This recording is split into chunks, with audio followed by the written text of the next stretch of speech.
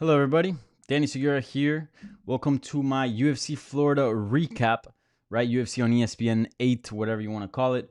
But yes, in this video, I'll be recapping and reacting to everything that went down last night in Jacksonville, Florida with UFC Florida. In the main event, we had Alistair Overeem defeating Walt Harris and then a bunch of other good fights right below them. So this is a little bit different than the live Q&A that I do. So I basically, for the most part, I kind of just wanted to do them the video separate and then just upload it, but I figured I might as well do it live. So I'm gonna be sharing my thoughts on the card, but I'm only gonna be taking questions regarding the card itself. So if you submitted questions regarding some other things, wait till Tuesday. I'll be doing a live Q&A. I do a live Q&A every Tuesday, so I can answer those questions then. I might change the time. I'll give you a heads up on Twitter. It might be at 1 p.m. on Tuesday since I don't have work. Rather than the usual time of 7 p.m. But I'll figure that out probably tomorrow. So either way, I'll let you guys know on Twitter if there's a little programming change. So yeah, hope everybody's doing all right. We had a good night of fights. This was the last event out of the trio of events that the UFC came back with during this pandemic, right? We had last Saturday UFC 249, then Wednesday UFC Jacksonville, and I guess the scope got even wider, and now it's just UFC Florida on Saturday, which was a pretty good card. I actually enjoyed the fights a lot.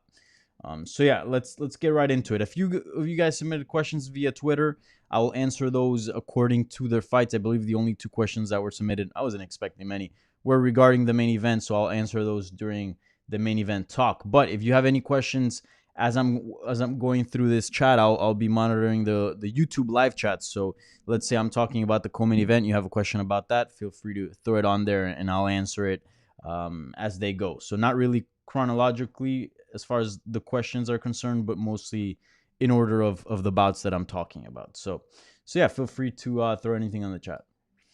All right, so in the main event, as I said, we had Alistair Overeem pull off a ridiculous comeback win against Walt Harris. It was a heavyweight bout, obviously. Overeem stopping Harris into the second round, right? I believe, yes, sir. Into the second round, fairly early into the second round. So basically, what went down here was Overeem, Harris started throwing down.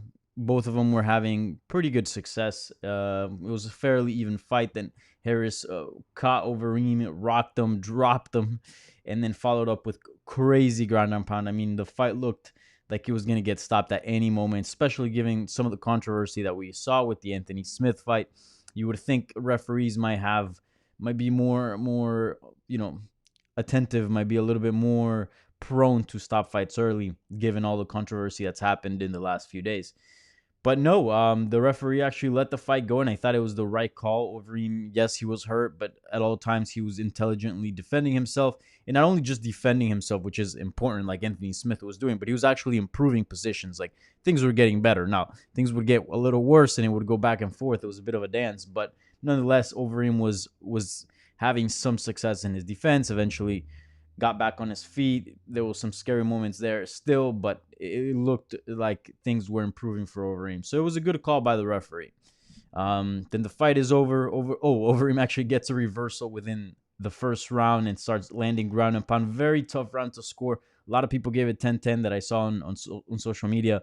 I thought it was still a 10-9 Harris, but certainly Overeem made a case with the reversal, and then he got on top and started landing some crazy ground and pound on Harris. So yeah, it was a wild round. And then Alistair goes out in the second, does basically the same thing he was doing in the last part of the first, and actually finishes Harris. Big win for the Reem. One that, to be honest, I was kind of surprised he was a betting underdog. I don't know why. I wasn't super surprised, but it did catch me off guard because Overeem's still a top 10 guy. I think he's very, very skilled. And even with his last loss, like coming off a defeat, like he was winning literally every single second of that round until the last two, basically, of the fight. I mean, with Jairzinho Rosenstruck. So I still think Overeem is very game, and I still think he's a top 5 heavyweight in my opinion. And so yeah, I was very surprised to see him be an underdog in that fight. But Anyways, so yeah, a couple questions here. I'm gonna answer them now, and then I'll do a little bit more analyzing on the actual fight. So this was by Liam, I believe, Liam O'Brien. Liam O'Brien asked on Twitter, given that the heavyweight fighters generally have long careers and fight until later in life, do you think it is conceivable that Overeem, who keeps evolving and could make a title, could make a run to the title? So basically, Liam just asking, can Overeem make another run to the title? I mean, the man just turned 40.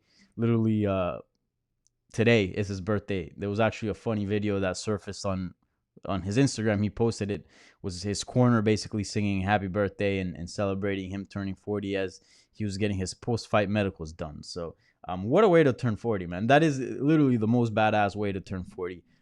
Beating up a top, heavyweight and in the main event of an ESPN card and yeah, and then turning 40. So props, shouts out to the Reem on that end. But yes, I can Liam, to answer your question, I can totally see another title run for Overeem. I mean, we're talking about a guy that has a big name in the sport, so that always helps in terms of getting the big fights, getting title fights, and on top of that, he's still very skilled and picking up wins. I mean, he's 3-1 in his last 4 performances, and again, that one defeat should have an asterisk because he was winning the entire fight. I mean, if the referee would have been a little bit more a trigger shy to stop the fight, we could have seen a dominant decision from Overeem. I mean, he was definitely hurt.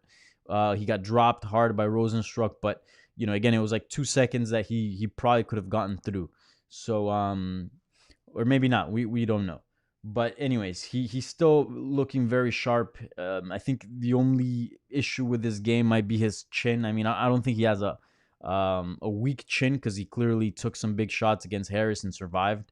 But it's certainly not one that holds up like like Stipe's or a few other guys in the heavyweight division that can really stay composed and when they take a big shot. Overeem, you can see it on his body language. Like certain shots do hurt him more than others. So yeah, I can totally see a title run for Overeem. We'll see depending on how things play out for his career. But as far as like his athletic ability, the dude's still very strong. His reaction time is still pretty good. I mean, he's got a good size for heavyweight. He's still agile, moves a lot, has good movement, so can actually stick and move and pull that strategy off. And skills-wise, he's still a very good kickboxer with excellent ground game, submissions, ground and pound. On top of that, and I made a note of this on Twitter, the dude is such a veteran. Like, you can measure, for example, speed. You can measure someone's striking ability, grappling ability, wrestling. There's so many things that so many factors that are in a fight that you can actually like look at and measure. Experience is one of those things where you go, oh yeah, this guy has the edge in experience, but you're like, all right, well, how is that going to look during the fight, right? Like, how do you measure that? Watching Overeem, he's one of the few guys that you can actually see the experience playing out. Meaning the right decision making in tough situations, pacing himself, composure. You just see him have an answer in to so many situations because he's been around for so long that he's been in so many positions that he knows what to do when certain things happen, when certain problems arise. So you literally see him like just figuring things out as he's going on, and it could also be a high fighting IQ, but certainly experience is up there. So yeah, I can definitely see him getting another title run. Again, could very well, his chin is going to depend a lot on that because he could get stopped by some of the bigger guys, some of the better guys in the heavyweight division. But if he's able to continue to pull off right strategies and get the right fights, and we'll see how the top plays out. And also, he's in a good spot. Keep in mind that Francis Ngannou, he's one of the big winners from this trio of events, and he's in a tough spot because he either has to take a fight and risk his number one contender spot or just wait it out and maybe have some ring rust whenever he does step in the octagon. Obviously, Stipe Miocic is out due to the fact that he's a first responder, can't train properly, doesn't want to take a fight right now. and also he has a trilogy bout pending with Daniel Cormier. So a lot of hurdles for that title to get back into circulation as far as, the rest of the division, excluding Daniel Cormier. So Overeem is in a good spot in the sense of he's not in the spot that Ngannou's in the sense of he's gonna have to risk things to jeopardize his position or wait and risk ring rust and not being active and all that. He's working his way back up, so he's someone that can be busy in the next year or so, and then just wait out and see how this whole thing plays out at the top of the heavyweight division. And once he gets 2 fights in, maybe 3, I think probably 1 or more 2 will put him back up there depending on who he beats. That situation should hypothetically, right, should be solved. We should see a Cormier Stipe Miocic within a rematch. I think within a year. I think that's pretty safe to say. Now an Ngannou fight with the winner of that, or whatever happens then, could also happen within a year. I think I'm a little bit more skeptical about that, but it's not crazy. So by the time Overeem becomes a number 1 contender, if he does pick up good wins, that situation should be sorted out. So yeah, I can see a run for Overeem here. The skills are there, the experience are there, physicality's there, and he's in the right position to make his way back into title contention. So yeah. Now another question by Terence Leverett regarding the main event this Saturday. Terence asked, do you think Overeem was holding back punches? He kept hitting Walt, but not rapidly like he normally does towards the end. Remind me of Glover not wanting to keep hitting Anthony. Also, what do you think is next for the Reem? Derrick Lewis? Thanks, Danny. Stay safe in BK. Thank you, Terence. Yes, staying safe out here, doing the best I can to avoid COVID.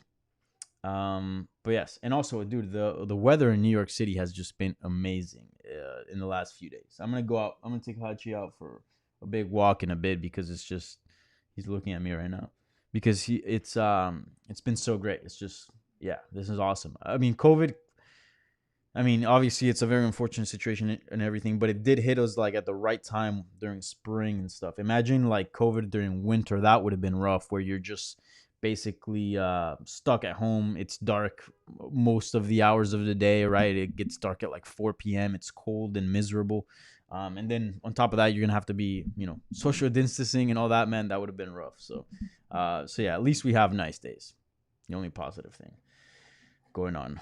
But anyways, I do have, to answer your question, Terrence, I do have a sense that Overeem, I'm saying he took it easy on Walt, but I do have a sense that, look, he likes Walt. He said it before. Walt Harris is a cool guy. And actually, before we were even booked to fight, we actually spoke about training one day. And that's why after the fight, I told him, yo, let's train. Let's get better.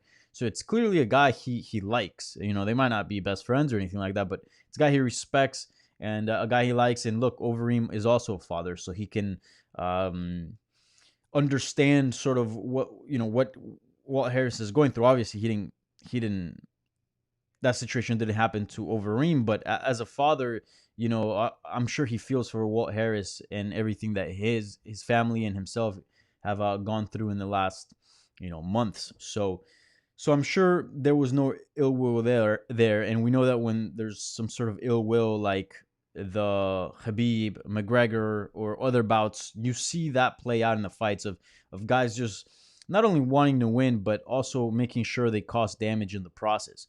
Overeem knew in that position, and don't get me wrong, Overeem, complete professional. The whole Harris situation was not impact him in any way as far as his performance go, but he was in a position where he's like, look, I'm not gonna gas myself out with going crazy on the striking. I'm not really interested in damaging this guy all that much, and I'm in a position where I can land enough shots to get the fight stopped. So he didn't have to go full force. Also, Walt Harris is tough. He's a tough dude, and who knows, if you go crazy on the guy and he's able to reverse the position and all of a sudden you're gassed out, that's big trouble. So I think it was a combination of things that led to Overeem throwing like 50% punches on Walt Harris once he had the back mount. It was just full power wasn't necessary, wasn't needed in that position. So I do think, feeling bad for Harris maybe did play a little bit of a factor in that, but I think it was mostly, having the more practical approach in that situation, which was, look, I don't need to throw, full throttle here. I can just land enough punches and get the fight stopped and not gas myself out, and also not hurt this dude who I kind of like. So, again, I'm not Overeem, but I guess I would assume that's kind of what's going through his head there. But yeah. So as far as Overeem, you ask what's next. Derrick Lewis. That's very interesting. He's currently ranked 8. I assume that ranking is going to go up due to the fact that he just picked up a win, obviously, and I don't think the rankings have been updated. They usually get updated on Monday, if I'm not mistaken, not Sunday. So let's look at basically at the top 10 of heavyweight right now. So you got Stipe at the top, obviously being the champion. You got Daniel Cormier. You have Francis Ngannou. 2, but a solid 2. I mean, that might as well be your number 1 contender right there. And then you got Curtis Blades at 3, Junior Dos Santos at 4, 5, Derrick Lewis, 6, Jairzinho Rozenstruik, 7, Alexander Volkov, 8, Alistair Overeem. Right below him was Walt Harris, and 10, Alexei Oleinik. So Big Ben Rothwell called out Oleinik. So I would assume the UFC would want to go that route. I mean, it sounds like a fun fight, to be honest. 2 big heavyweights with good ground games that pack power, veterans of the game. I mean, if the UFC doesn't book that one, I don't know what they're doing. I mean, it just seems like a no-brainer. So, and then let's look at Overeem's opponents. Keep in mind, Overeem has fought for a very long time within the UFC. So a lot of these guys he's already fought, and some of them, more than twice. So, So he fought Oleinik, so that wouldn't make sense. Plus, I think they're gonna go that Big Ben Rothwell route. Rozenstruik, he recently fought. He just beat Walt Harris. Curtis Blades, he fought. Ngannou, he fought. Werdum, he fought. He beat Andrei Arlovski already. He fought Junior Dos Santos already and won. The Junior Dos Santos is not a bad idea, the rematch. I wouldn't hate it. He also fought Ben Rothwell. I mean, this guy has literally fought everyone in the division. He's fought Werdum twice, beat him twice. So there are really no fresh matchups for him unless he takes... I guess Derrick Lewis would be a fresh matchup for him. I actually wouldn't hate that matchup. Yeah, that's not a bad fight. Derrick Lewis, Alistair Overeem. I think power-wise, obviously, you got to give the advantage to Derrick Lewis in that department. But technique-wise, Overeem, I think, surpasses him by a good amount.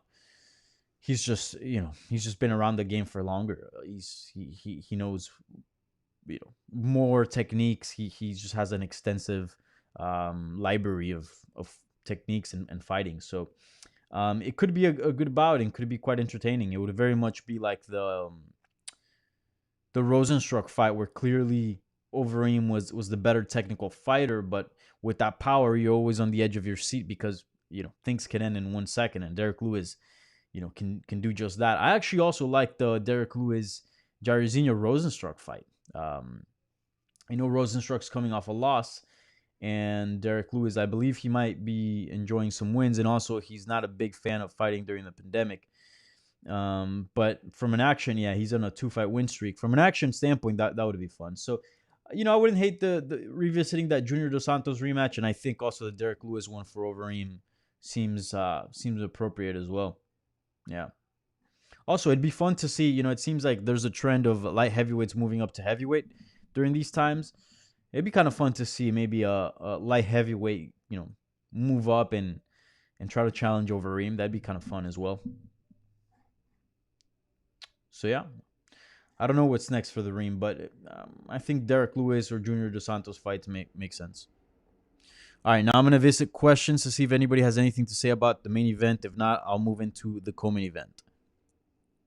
Also, if you're wondering why I'm not answering your Twitter questions, like I said at the beginning, I'm just doing UFC Florida right now. Leave that for Tuesday. Tuesday's live Q&A. Danny on Sunday, nice. How are you doing today? What's the drink and how's the dog? The dog is good and I'm just drinking water. It's too early. At 5 o'clock, then I'll bust out the alcohol. But yeah.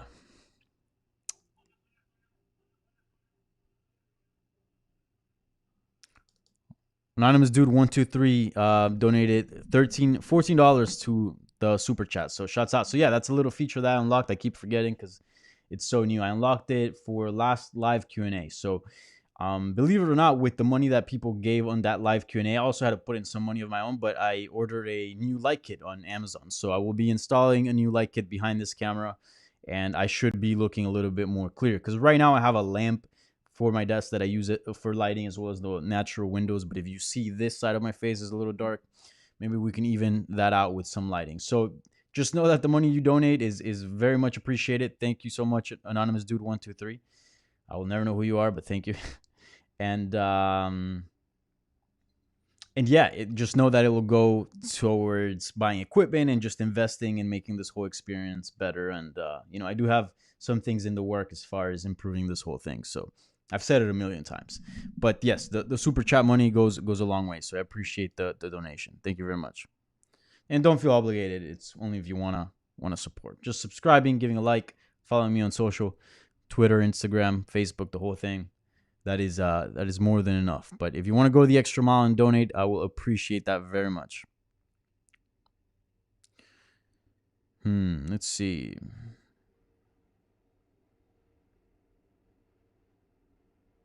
All right, one thing on Harris. Anonymous dude also, dropped a question. Not even a question, just a comment. Walt Harris, hope he's doing good. Yeah, I just not really a question, but I do wanted to comment on that. Shouts out to Walt Harris. I mean, what the guy went through is, you know, that's as worse as it gets. Like that's just horrible. They ran a bunch of that whole special right before the fight. Like, not gonna lie, like I'm a dog dad, but I'm not really a dad. And obviously, like you just feel so bad, and like it kind of sucked watching him lose, because he wanted that so bad, and it would have been such a nice story. But that's the nature of the game. MMA is a rough sport. It's a cruel sport. So, but yes, like Dana White said in the presser and many other interviews that he did that night, Walt Harris is a winner no matter what. I mean, just to get to the point that he is in now, after overcoming all that adversity, after dealing with what he had to deal with, and putting in a camp, getting in shape for a world-class fight, almost stopping Overeem, who is one of the greatest heavyweights of our time, right? Of this generation, and even the generation before. I mean, the guy's been fighting since 1999. If there was another ref that night, maybe he would have gotten the victory. So just to get to that point, I mean, Walt Harris is a tough man, and a very resilient guy, and much respect to him. And I'm glad that all this has also brought awareness to his daughter's death and everything that's going on, because some iffy things did happen during that whole situation, and I hope the justice system gets a little better from that. So yeah, just shout out to Walt Harris, and I look forward to covering his career. Fantastic human being, and yeah, that's all I gotta say about that. All right, now I'm gonna talk about the co-main event. So if you have any questions about the co-main event, now is your time to throw them on the live chat. The co-main event was a very good fight, actually. One of the best fights I've seen this year. I mean, we've been spoiled with a bunch of good fights. I mean, just this trio of events had amazing fights. But as far as the strawweight division alone, this might be the best fight after Yana Jędrzejczyk, Zhang Wei Li, as far as this year's concerned. I might be missing one, but nothing jumps out at the moment. But that fight was just amazing. I think Claudia Gadelha and Angela Hill just had very, very good styles that complemented each other very well. Obviously, we saw that Hill was able to shine on the feet a lot with her volume, but we saw Gadelha's power on the feet translate as well as her wrestling skills and ground and pound. So it was a fun fight. A bit of a controversial one. There's a bunch of controversial decisions, but there was also a bunch of like close fights. So it's always tough. I thought Angela Hill did enough to win. I thought she won the second and third round. I did think the first round was a clear round for Claudia Gadelha.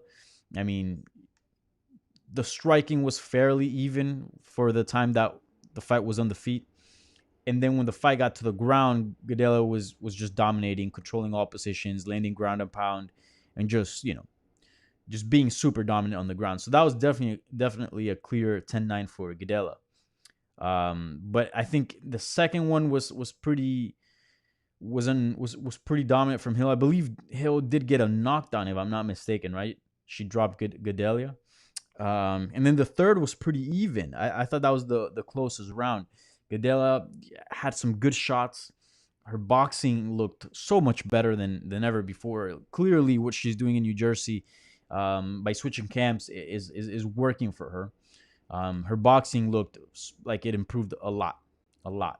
And her ground game has always been solid. So, you add that to her game, she's becoming a very dangerous fighter. And I do think even at age of 31 and having been around the sport for so long, I do think that that she will continue to evolve. I don't think what we're seeing now is the finished product. I do think she's going to get better, with this switch in camps. So yeah, I thought Angela Hill won. But again, it was a very close fight. I can kind of see why somebody would give Gadelha the third round. I mean, she was pressing forward, which that could help in the judges' eyes, dictating the pace, landing some big shots. And yeah, I do think the volume was going towards Hill, and although she was backing up a lot, I mean, she was landing a lot as well. Her volume was just ridiculous. So I didn't perceive that as running away, but I can see why a judge maybe would think otherwise. But I thought Hill won. Again, very close fight. I hope those two meet down the road at some point. I don't think an immediate rematch is necessary, but if both paths, coincide, a rematch would be fun at some point. But yeah, this puts Claudia Gadelha on a 2-fight win streak, now defeating Honda Marcos, or what did I say, Honda Marcos? She's Canadian. Ronda Marcos, and then Angela Hill. So 2 solid wins and clearly showing improvement. I'm really excited about her career. I do think she could work her way back to the title. I mean, if she was able to put another win, maybe 2 more wins, that'd be 3-4 in a row. And given the fact that she has one of the bigger names in the division, I can definitely see her, getting back to title contention and challenging for the belt once again. Now, a fight with Joanna Jędrzejczyk, given the movement of Jędrzejczyk and that she's able to stick and move, and she's got very good wrestling defense, I think that, Jędrzejczyk would win. Again, Jędrzejczyk's not the champion. I'm not confusing her there, but I'm just saying, she's at the top of the division. But now a bout with Zhang Weili, I do think that's a little bit interesting as far as Gadelha is concerned. I think the striking-wise, Weili's, far more explosive, far stronger, packs more power than Gadelha and has better technique. But I don't know if you guys remember, I mean, Jędrzejczyk had pretty good success in the clinch against Zhang Weili. She was able to defend a lot of things, plus, again, find some good strikes in the clinch and all that. I think Gadelha, if she were to lock up with Zhang Weili, I think she might even be the stronger girl as far as the wrestling is concerned, and could give her issues there. I don't know. But certainly I would say that Gadelha would be probably the best grappler Zhang Weili has faced till this day. I mean, let me pull up her record. Now, I know Gadelha is not in title contention just yet. I'm just saying, if she keeps at this rate and she's able to rack up victories, I think, that could be, and Zhang Weili, maintains her belt, I think that could be quite interesting. Yeah, I think the strongest, best wrestler she faced was probably Jessica Andrade, but again, that fight was so quick that we didn't really see that play out. But yeah, it could be interesting. But anyways, solid win for her. We'll see where she goes. As far as Angela Hill is concerned, I mean, no, actually, Claudia Gadelha did call out Carla Esparza. Carla Esparza picked up a win over Michelle Waterson on Wednesday, and she had called for Gadelha if Gadelha were victorious, and clearly she was. So I think that makes sense. Do the rematch. Why not? That could be fun. Both one former UFC champion, one former title challenger. So, it would be a big fight in that division. So I think that makes sense, and both girls want it, so why not? As far as Hill is concerned, tough loss for her, because I really did think she won.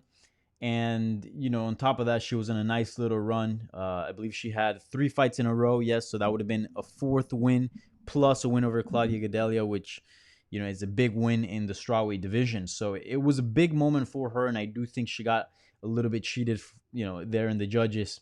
Again, that third round was close, but it wasn't close enough for me to doubt at the end. I thought Hill had done enough to win it. So yeah, tough loss for her. Hopefully, looking back, the matchmakers, the people up there in the UFC don't see this as a defeat and actually keep her within the top 10 and give her, top 10 opponents, because I do think, is she even in the rankings? I do believe she's ridiculously underrated. Let me pull up the rankings. Yeah, it's crazy. Angela Hill's not even in the rankings. I think Angela Hill could very well beat a lot of top 15 girls and could hang in and get some victories within the top 10 girls. The top 5, it gets rough. Andrade, Rose, Suarez, Jędrzejczyk, Ansarov, tough. Claudia Gadelha, 6, so just outside the top 5, but you could make an argument she could easily jump back in and out of that top 5. But then if you look at the top 15, Amanda Ribas, that'd be a fun fight. Amanda Ribas has great striking. Felice Herrig, great striking. That would be a fun fight. I mean, in all these other fights, she's a live dog. So hopefully they don't look back at this Claudia Gadelha result and bump her down in competition, because I do think Angela Hill deserves to be at the top and be fighting and competing against the top. I mean, she's a fun fighter to watch. Great style, great striking, and yeah. All right, I'm going to take questions about the co-main event now. If not, I'll move on.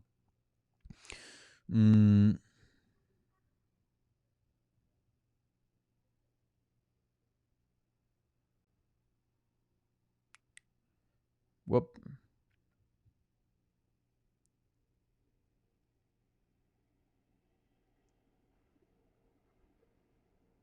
All right, I'm getting some questions that are not related to UFC Florida. Again, that's the only thing I'm addressing. Keep those for Tuesday's live Q&A.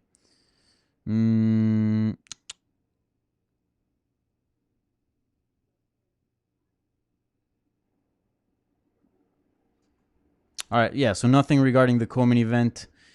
Yes, I do miss Tatiana Suarez as well. Dars Von Nang.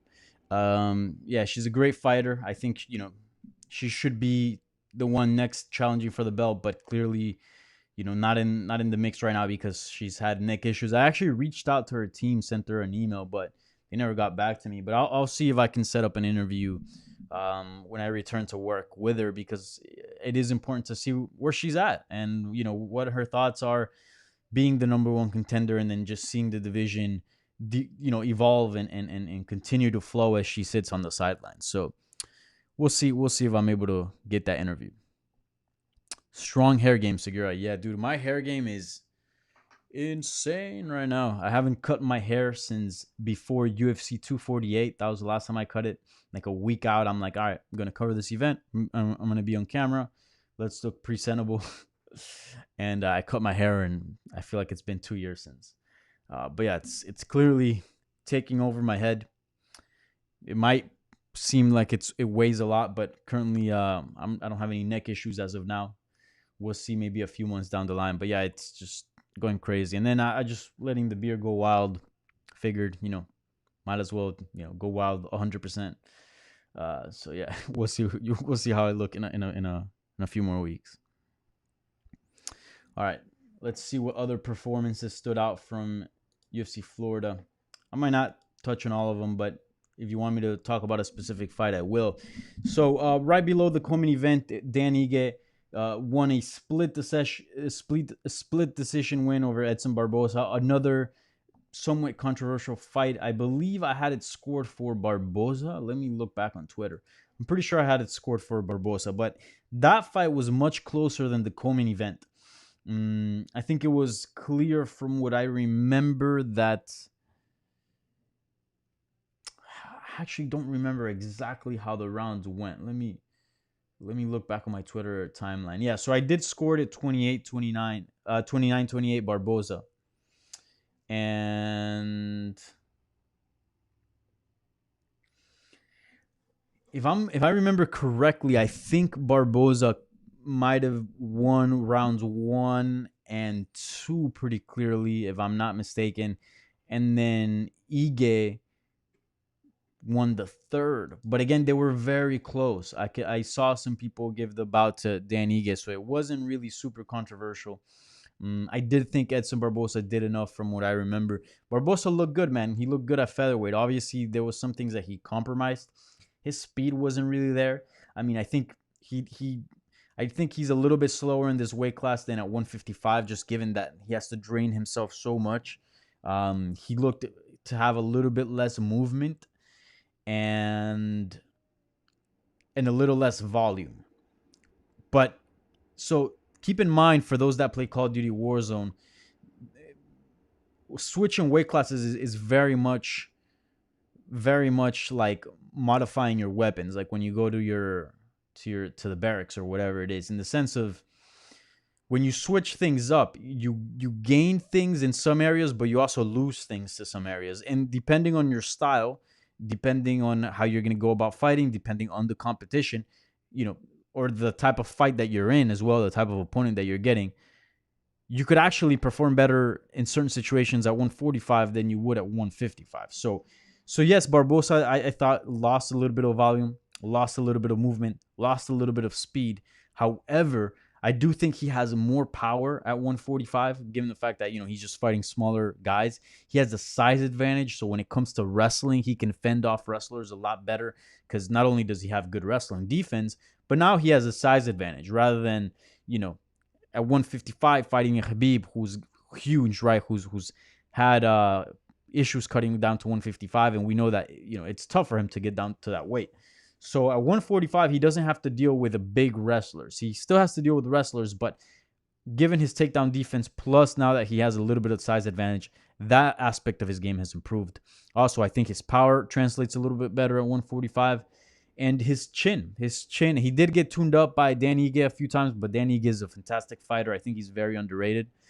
But I think fighting smaller guys, and especially smaller guys, not only in the sense of size, so there's going to be a little bit less power there, but also reach as well. So it's going to be a little bit harder to, touch his chin. I think his chin might actually improve, even despite the tough weight cut.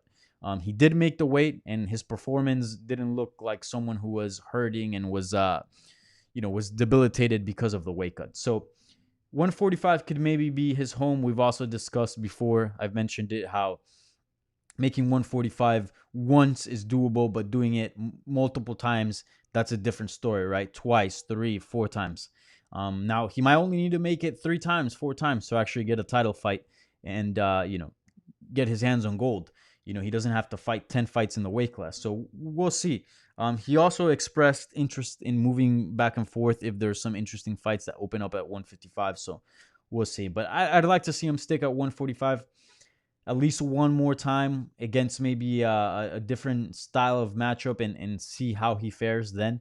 But I thought he looked good at 145. I didn't have, I was skeptical about the move, but I think all in all, it went well for Barboza. As far as Dan Ige is concerned, man, big victory for him. He's now on a pretty good win streak. I believe it might be 4 in a row. Let me check that just to have some factual information here. So Ige, wow, no, he's on a longer win streak than I thought he was. He's 1, 2, 3, 4, 5, 6 fight win streak. So pretty impressive. Pretty impressive. And obviously beating Edson Barboza, whether you thought he won or not, he still won, and that's what matters here as far as who he's going to face next. That definitely has to unlock, I think, a top 10 guy at the very least. I mean, he could get a little higher, like 8, 6, something like that, but I think at the very least a top 10 guy. I mean, you beat Edson Barboza, someone that we know is very good. I mean, that has to unlock and give you some higher level opposition. So plus the win streak itself just speaks volumes to his game and where he's at in his career. So yeah, I'd like to see him get a top 10 guy. Let me look up the rankings here at featherweight real quick and see who could possibly make sense for him.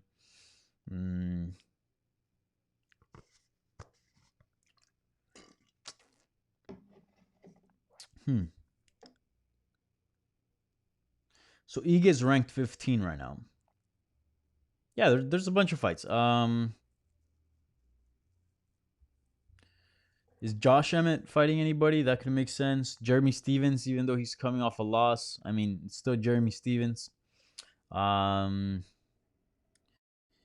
Arnold Allen could be a good fight for him as well. I don't know. I don't think Shane Burgos has a connection with Egan, right? I don't think so. That could be a good fight as well. Although I think Burgos probably deserves higher up. Burgos is 10, and he's been looking good. I think he deserves a name.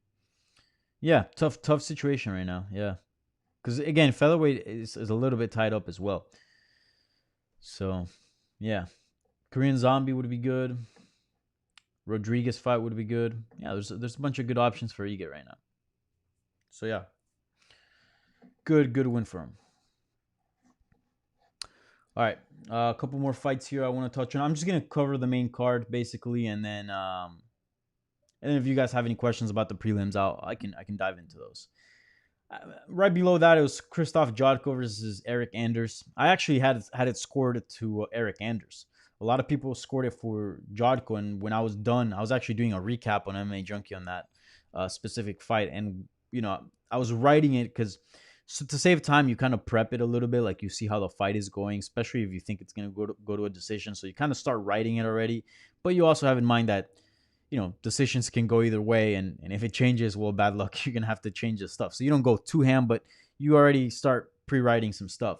And I remember I thought like Anders made it boring kind of with his style. And I thought maybe he had smothered Jotko against the cage long enough that he might have gotten the nod.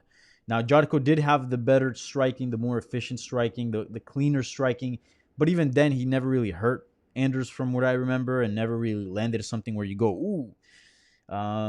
So I thought Erik Anders won that, but again, I wasn't really bummed or didn't really wasn't really too concerned with how the decision went, because again, the nature of the fight was just very weird, and I can see why somebody would score it for Jotko. He had the more efficient striking, and I guess did the most damage given the fact that he landed the more strikes. But yeah, a bit of a boring fight. I don't know where both guys go.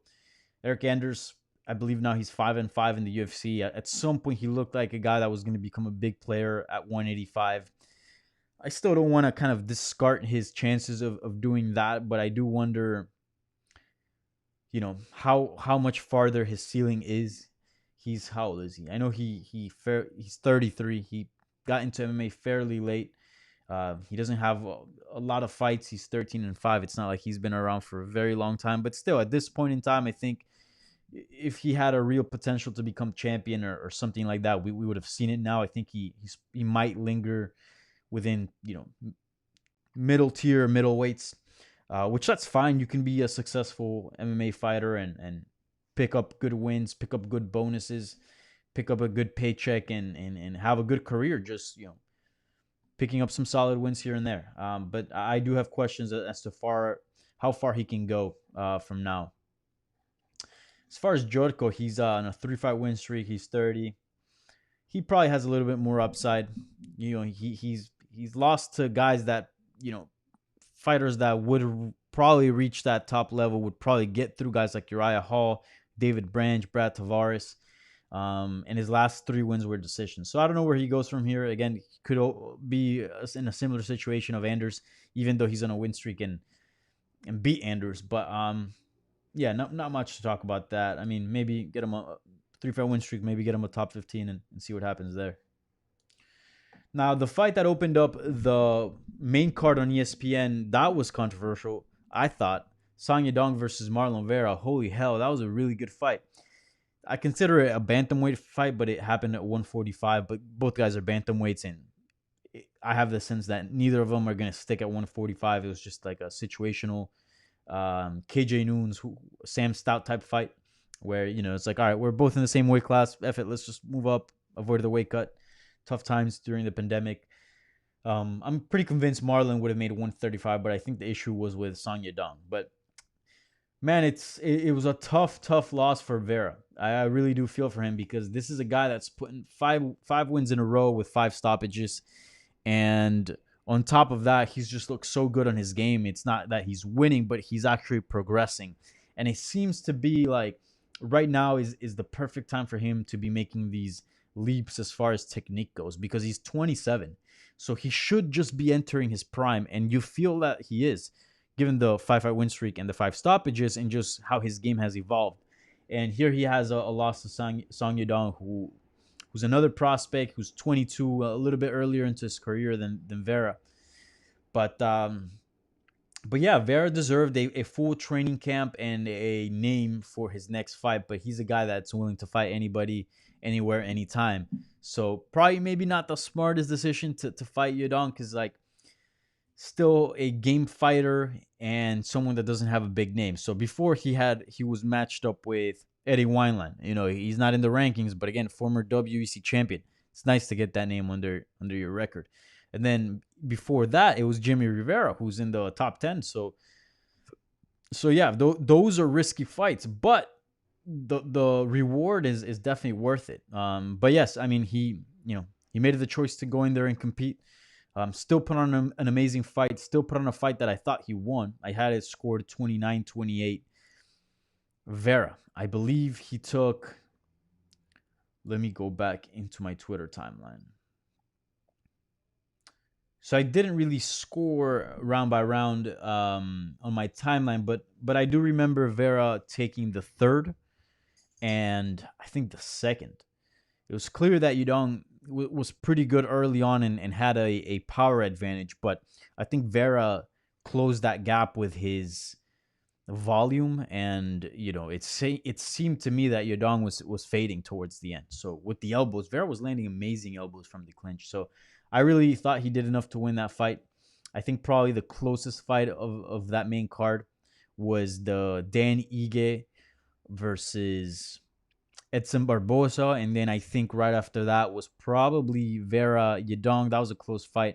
I think the Hill Gadelha fight, that fight was a little bit more clear cut for me. But even then, it was still a very competitive fight. But anyways, tough loss for Vera. Again, much like the Hill situation, I hope that the matchmakers and the people at the UFC don't look at this loss as a loss. They don't look at this as a defeat and bump them out of the rankings, or bump them down in competition. I still, even with this loss, I still think Vera deserves a top guy. I think he deserves a name in the division, and I think it's clear by that performance that he's getting better and he's a world-class fighter. He might not be the best in the division, clearly, but certainly he's right up there. So yeah, we'll see what's next for him. Look, the Eddie Wineland is a good fight. I think it doesn't disrupt the rankings, so it's not like you keep giving a guy steps up even if after the defeat, and it's still a fight that it's a fun, friendly fight. That would be a fun fight, and a fight that could do very well if he were victorious and get a name like that under his resume. So I hope that's what's next for him. As far as Song Yadong, or even the Uriah Faber fight, I don't hate that. Faber's not even in the rankings, is he? And again, it doesn't disrupt sort of the title line. And I guess there's a little bit of storyline there because he was supposed to be sort of an alternate, I think, in case Yadong didn't figure out his visa situation and wasn't able to fight. So even Uriah Faber versus Marlon Vera, I don't hate that. But yeah, I did think Chito kind of got robbed there. Again, it was a close fight, but I really did think he did enough to win. All right, so that was it for the main card. If you guys, I'm going to go over the chat and see if you guys have any questions. Is Hill the most active fighter ever? At this point, I think so. Like right now, it all depends. It's all. I think it fluctuates. It goes between fighters depending on the time, because there's some space between some fights, more space for some fighters than others. But it also depends what range you're measuring, right? Starting what date. But I think at this point in time, Hill might be the most active fighter. I think she's had in like 400 and something days, like 420 days or something like that. She's had like 6 fights or some shit like that. It's crazy. In a calendar year, she's had 5 fights. Yeah, that's pretty insane. And I'm just addressing a comment that I didn't feature. So you guys probably think I just started rambling there. But yes, you're dead, Jack. Ask that question. Let's see what other questions arise from UC Florida.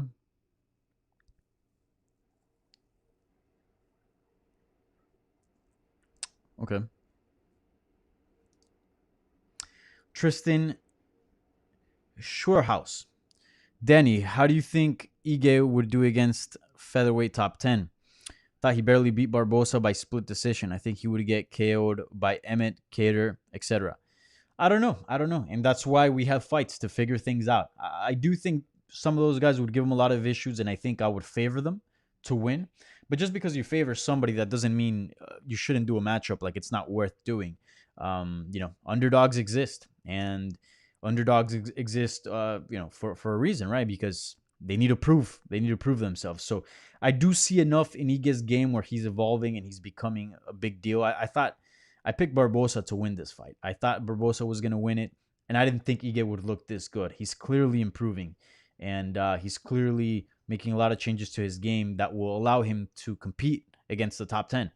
The only way we find out is by throwing him in the top 10. So I would favor all those guys you mentioned, Tristan, but there's enough doubt for me to be like, maybe he does evolve enough and to beat those guys and keep climbing up the ladder. So I think the top 10 still beats them. I favor the guys you mentioned, but I think it's worth visiting that question and throwing him in that pool.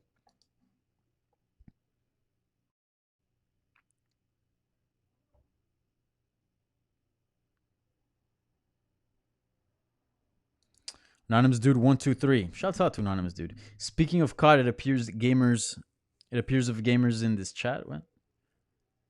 I know MMA can be demanding. Any thoughts on Twitch streaming? I've done Twitch streaming every now and then when Fortnite was quite popular.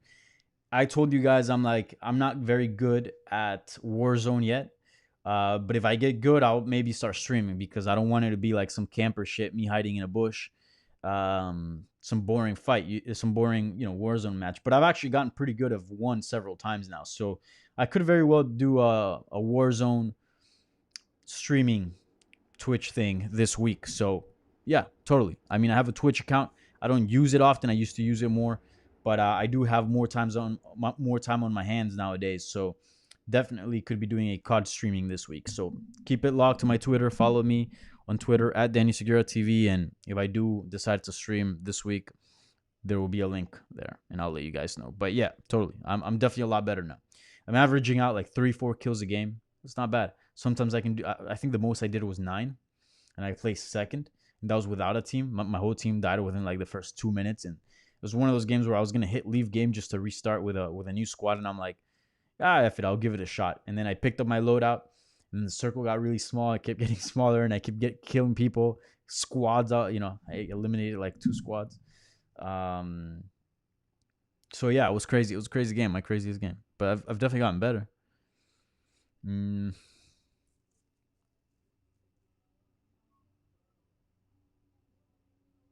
All right. Any more questions regarding the fight? Any other fights that stood out from Tristan Shorehouse?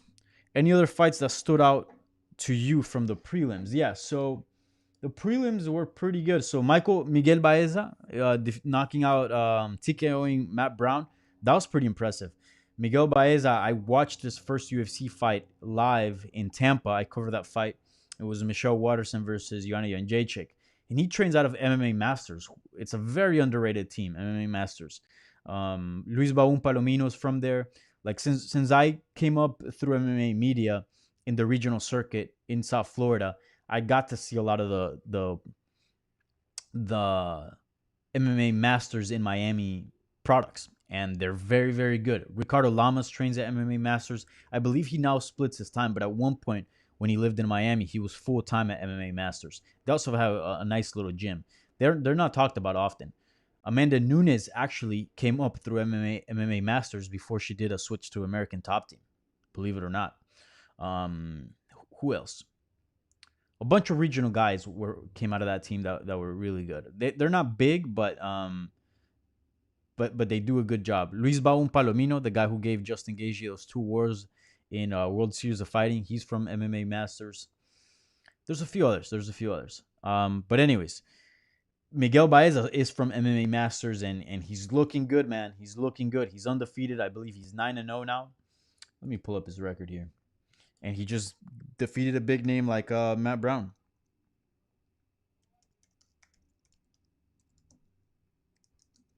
All right.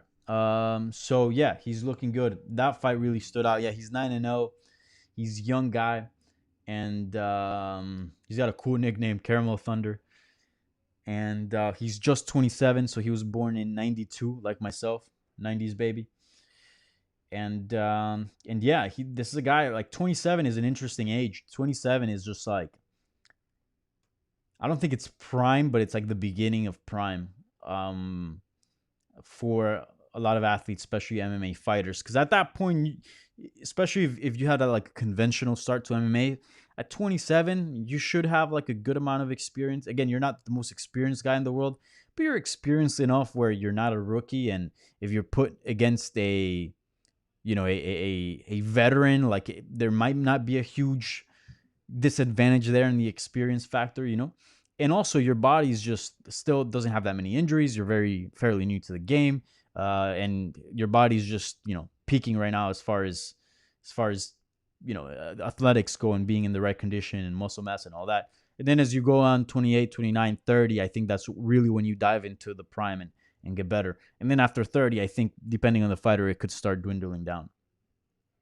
But anyways, yeah, he defeated Hector Aldana for his UFC debut, Contender Series guy, and now Matt Brown, and he looks good, man. I was very impressed with him because Matt Brown hurt him bad in that first round, and a lot of guys might freak out with being hurt and having a guy as vicious as Matt Brown, charging towards you, but he stayed composed.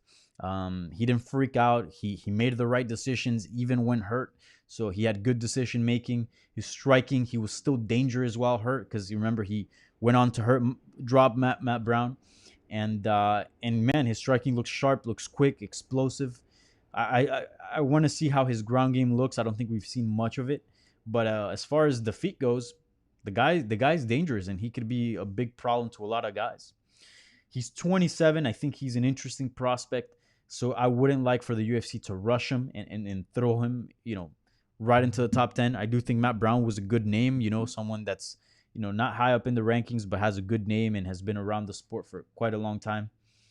So I don't know what could be next for him, but I would even stay away from matching him up with guys in the rankings, to be honest. Just give him two more fights from outside of the rankings. Let him get a little bit more experience. Again, he doesn't even have 10 fights logged in. He's just 9-0. And then you throw him in the top 10. In the top 15, I mean. Yeah. Can you believe McGregor, I'm looking at the rankings right now, is ranked 14th at welterweight? It's crazy. And Anthony Pettis 15th? That's ridiculous. They should put a stop on the lightweights that try welterweight. Like, hey, I mean, Pettis maybe, yeah, because he does have a win over Steven Wonderboy Thompson and Cerrone. But McGregor just beat Cerrone. That was it. Anyways, I don't agree with that, but whatever. All right. So, yeah, that's the fight that stood out to me the most from the prelims, to answer your question. Kevin Holland looked good. I mean, that was a quick performance by him. Courtney Casey had a very, very nice submission win. She looks good at flyweight. Nate Landwehr, I believe that's how you pronounce his name. He had a fun fight with Darren Elkins. That was pretty fun. A lot of blood. Darren Elkins is tough to beat, and Nate did quite well, and he had a fun performance there. So good win for him. That was pretty much it from what stood out. Let's see. Anonymous Dude 123 killing it with the questions. Which fighter on the card are you most excited to see the next chapter of? So I'm going to go with two answers here. I'm going to go with Alistair Overeem because I do think he's entering a new chapter of his career. He called it the final phase. Look at his post-fight press conference interview or whatever. You can find that on MMAJunkie.com. It was very interesting because for the first time, I think Overeem admitted that he's coming towards the end. He's like, yeah, this is the last phase of my career, and there's two things I have in mind. One last run at the title, which I think he's never said that before, and finishing up my career. So he's well aware that he's coming to an end here, and he's going to make the most of it. So I'm curious to see. And Overeem, given the way he fights and he approaches fights, he's so smart and so methodical that if he really does feel like he's coming towards the end, he's gonna have one, give it his all. He's been looking great since he changed teams, and I do think he's gonna be very methodical in the way he gets to the top. And again, with the skill set that Overeem has, he could very well be champion. I think the only thing that's hindered him has been his chin. Because if you really look at Overeem's fights, he doesn't get outpointed. Like, there's no fight where he gets outclassed. There's no fight that you go, ooh, that guy's just clearly better. It's really just him getting knocked out, just getting hurt and knocked out. That's how he loses. But he doesn't lose by decision. He doesn't get outpointed by someone way better. Like, technique-wise, the guy might be the most technical fighter at heavyweight. Yeah. Like, if you give him a Stipe Miocic chin, he'd be champion. Probably. Maybe, for instance, Ngannou would be the only one that could actually put an end to like a Stipe Miocic chin, right? I mean, Cormier did too. There's others that have a good chin. But I'm saying, so maybe Ngannou could always, kind of like put an end to that theory or question that theory. But really, it'd be a good argument. If you were to give Alistair Overeem a fantastic chin, he could very well be champion. Like that guy is one of the most technical fighters in the heavyweight division, if not the most technical, and one of the smartest. I think probably the smartest. So if he's able to again adjust his style, and he's able to do that, he's been able to do that throughout his career. Again, to protect his chin a little bit more and gets the right matchups, I'm curious to see if he could win the belt. And I think if he wins the title, that would completely change the conversation about the GOAT at heavyweight. I don't think he would be the GOAT, but I think you would have to consider him Strikeforce champion, Dream champion, UFC champion. You would have to consider him among the top 5 heavyweights of all time. I mean, that'd be something. Again, I think it's somewhat unlikely for him to win the belt, but I'm not discounting it. And given how much history he has in the sport, I'm curious to see how he finishes up the last phase of his career. So to answer your question, Overeem. And after that, I would say Miguel Baeza, because I think Miguel Baeza is very promising, and I think he has a very bright future. And there's other guys that have very bright futures as well within that card, but I think a lot of them we know a lot about them, like Marlon Vera. He's fought for the UFC for quite some time, so we kind of know where his game is heading to. But Miguel Baeza is so young that there's so many unknowns that I'm curious to see if he ends up becoming someone in the welterweight division. So, yeah, those two guys. All right. So that is it. I've been talking for an hour now.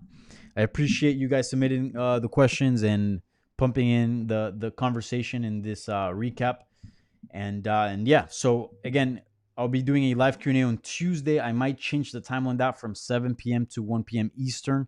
That's yet to be determined. It depends on how my day goes, but I don't work that day, so I'm not working all week because of furlough. So I'll have a lot of time available. So I might just do it midday at 1 p.m.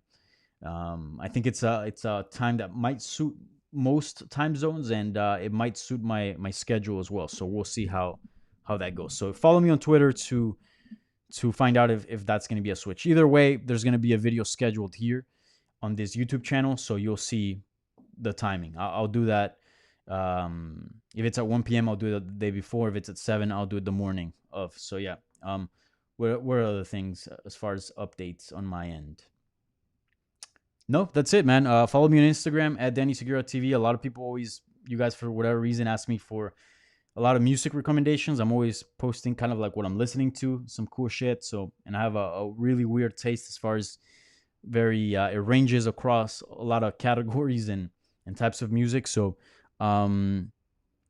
yeah, follow me on Instagram, Twitter, Facebook as well. I post stuff there, and subscribe to this channel. Give this video a thumbs up, and that's it. Later, guys.